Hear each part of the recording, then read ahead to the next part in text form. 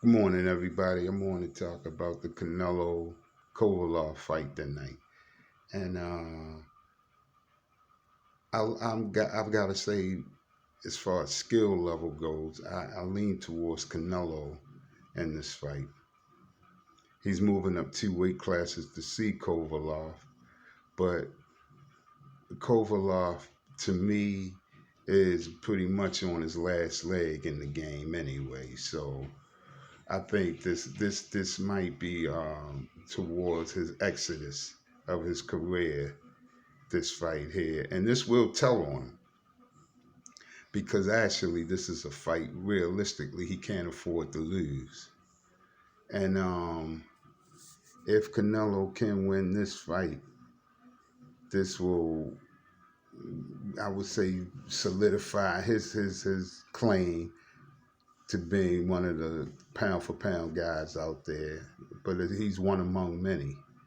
I definitely couldn't give him number one status by any means, but I must say that I think, like I said, he has the better skill level. He's seen the better opposition through the years, and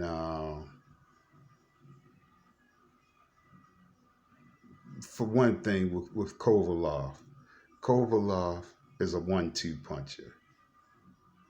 You know, he throws his jab, he throws a right hand, and every now and then incorporates a hook, but he never ever throws uppercuts, and that's something that the real, I would say, aficionados out there, the real boxing heads who really look at fights like I do and pay attention to fighters' habits like I do, look for that tonight.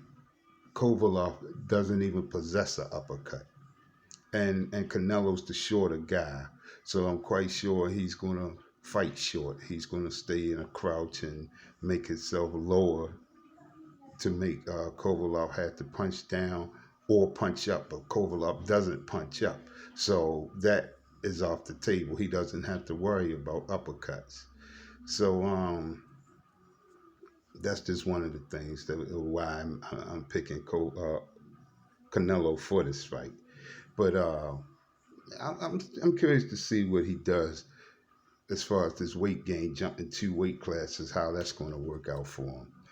But anyway, I do pick him to win this fight and possibly by stoppage because I've seen that he does have give in him.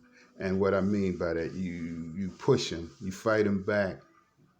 He has a breaking point. Andre Ward showed that. Now, don't get me wrong. I think the second fight, Andre won that fight on low blows. He went extremely low, and it didn't get called.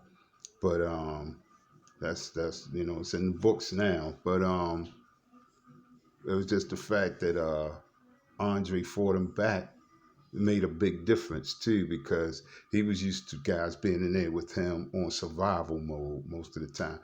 And speaking of such, I've got to switch gears for a second and talk about, because I never came on and talked about this before, and it was a fight that I think was one of the best fights I've seen in a long time.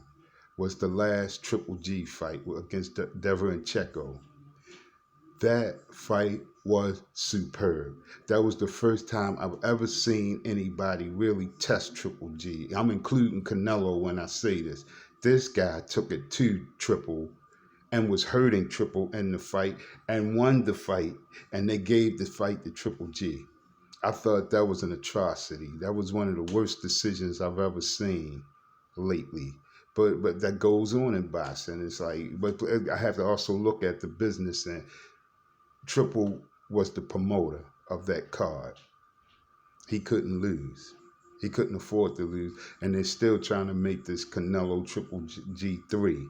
So that loss would have like set that whole thing off the track. So I understand why, but realistically, Triple G lost that fight.